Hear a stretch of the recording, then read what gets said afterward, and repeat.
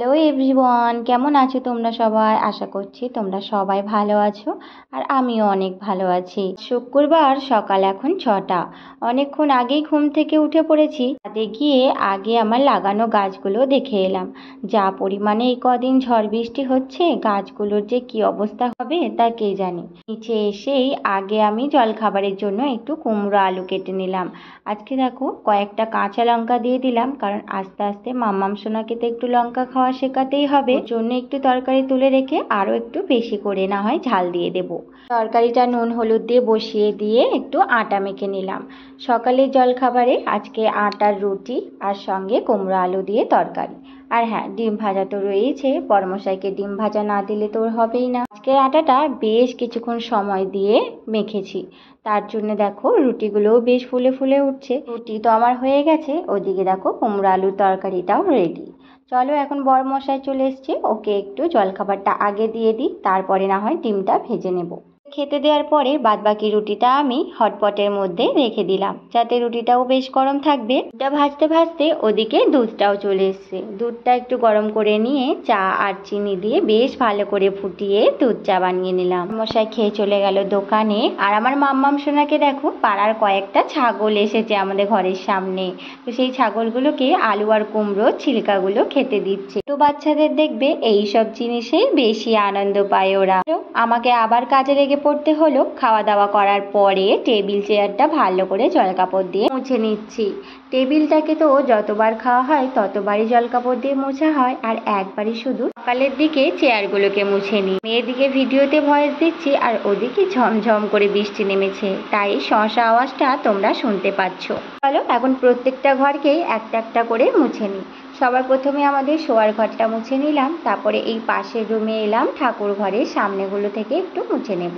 ঠাকুর ঘরের সিংহাসনের একদম সামনে থেকে আমি মুছি না, ওটা স্নান করার পরেই ওখানে হাত দিই। বাদ বাকি জায়গাটা মুছে নিই।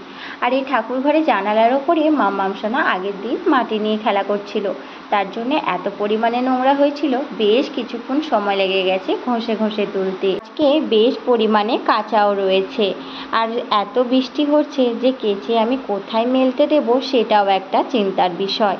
তো যাই হোক, দুদিন ধরে কাঁচাগুলো পড়েই রয়েছে, আজকে তো কেচে ফেলতেই হবে। বাইরেটা তো দেখে মনে হচ্ছে বেশ চকচকে রোদ উঠেছে, জানি না বৃষ্টি নামবে কিনা। যতক্ষণ এই রোদটা থাকে ততক্ষণ আমাকে কেচে আগে মেলে দিতে হবে, কিছুটা হলেও তো শুকিয়ে যাবে। ফাইনালি সমস্ত ঘরটাই আমি মুছে ফেলেছি। এখন চেয়ার টেবিলটাকে জায়গার জিনিস জায়গায় গুছিয়ে রেখে দিচ্ছি। রাতের বেলায় একবার রান্নাঘরটা পরিষ্কার করে রেখেছিলাম, কিন্তু জলখাবার বানানোর পরে আবার তো রান্নাঘরটা সেই নোংরা হয়েই গেছে।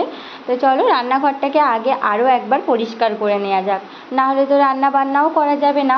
কিছুটা বাসন আছে, চারিদিকে আটা ছিটিয়ে রয়েছে, সমস্ত রান্নাঘরটা চলো আগে গুছিয়ে নিই। স্নান করার আগেই আমি চেষ্টা করি যতটা পারি ঘরটাকে আগে পরিষ্কার করে নিতে।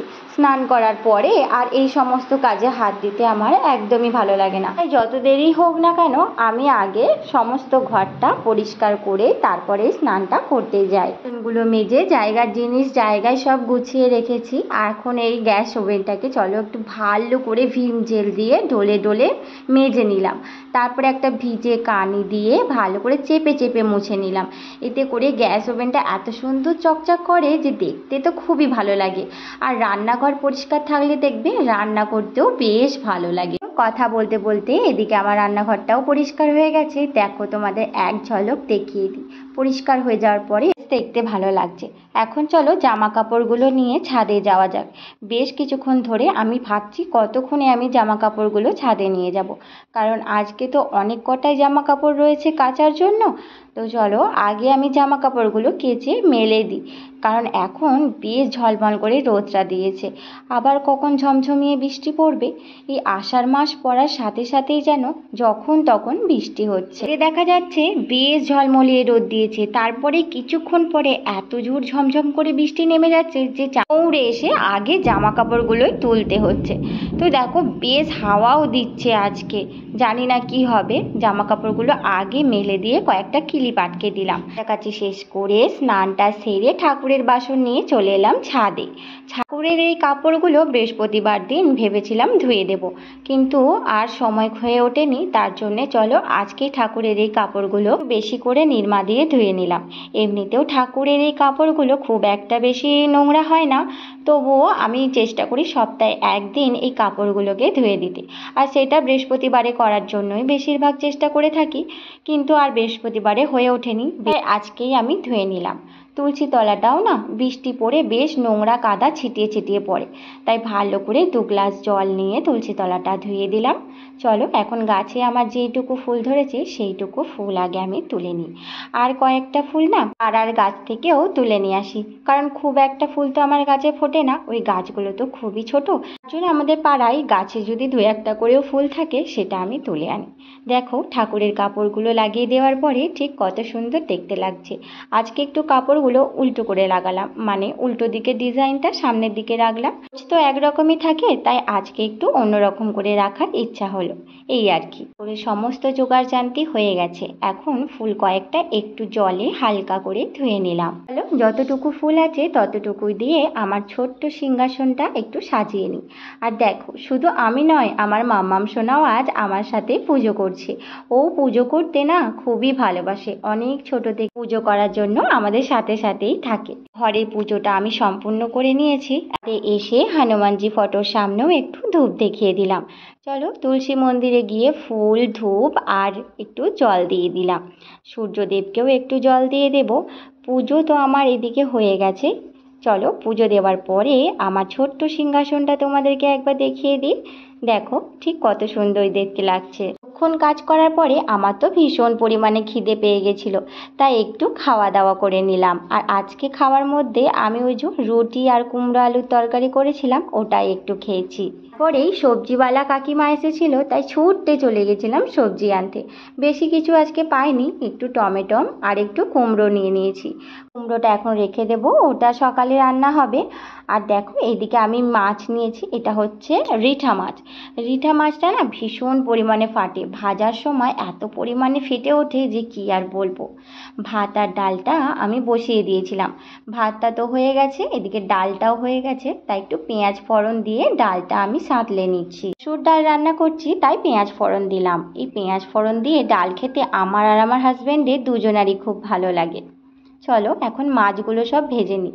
দেখতেই পাচ্ছ গরম তেলে দিচ্ছি, কিন্তু আমার এত পরিমাণে ভয় লাগছে, মাছগুলো খুবই ফাটছিল, তাই আমি থালা চাপা দিয়ে দিয়ে মাছগুলো ভেজে নিচ্ছিলাম। মাছগুলোর আঁশ হয় সেই মাছগুলো অতটাও ফাটে না, কিন্তু যেই মাছগুলোর আঁশ হয় না না সেই মাছগুলো ভীষণ পরিমাণে তেলে দিলেই ফাটতে শুরু করে দেয়। কটা মাছই আমি ভেজে নিয়েছি। আজকে মাছের ঝাল রান্না করব, তাই মশলাগুলো ভালো করে কষিয়ে হলুদ দিয়ে জল দিয়ে ফুটিয়ে নিলাম। ফুটে ওঠার পরে ভেজে রাখা সমস্ত মাছগুলো দিয়ে দিলাম। বেশ কিছুক্ষণ ফুটে যাওয়ার পরে দেখো বেশ গাঢ় গাঢ় হয়ে গেছে, তখন আমি নামিয়ে নিলাম। আর এই রিঠা মাছটা না খেতেও খুবই ভালো লাগে। মাম্মাম সোনার জন্য একটু তুলে রেখেছিলাম, আর আমাদের মাছটার মধ্যে একটু ঝাল দিয়ে দিয়েছিলাম। বরমশাই চলে এসছে, খাওয়া দাওয়া সেরে নিয়ে দেখো একটু বেশি করে আম কেটে নিলাম। আমি দেখো চাকু দিয়ে আমগুলো বেশ এরকম পিস পিস করে দিচ্ছিলাম, দেখতে তো খুবই ভালো লাগছিল। এরকম করে আমার মাম্মাম সোনাও ভালো করে খেতে পারছিল। দুজনে মিলে বসে কিছুক্ষণ ধরে আম খাওয়ার পরে চলে এলাম রান্নাঘরে। বরমশাই ওদিকে আবার চলে গেল দোকানে, আর মাম্মাম সোনাও ওর খেলনাবাতি নিয়ে খেলা শুরু করে দিয়েছে।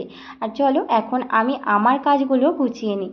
রান্নাঘরটা পরিষ্কার করে নিচ্ছি। খাওয়া দাওয়া করার পরে যে কটা বাসন হয়েছিল সে কটা বাসন মেজে নিয়ে রান্নাঘরটা আরও একবার মুছে নিলাম, কারণ বাসন মাজার পরে এত পরিমাণে জলের ছিটা পড়ে রান্নাঘরটা না মুছলেই হয় না। আজকে না জামা কাপড়গুলোও সব শুকিয়ে গেছিলো।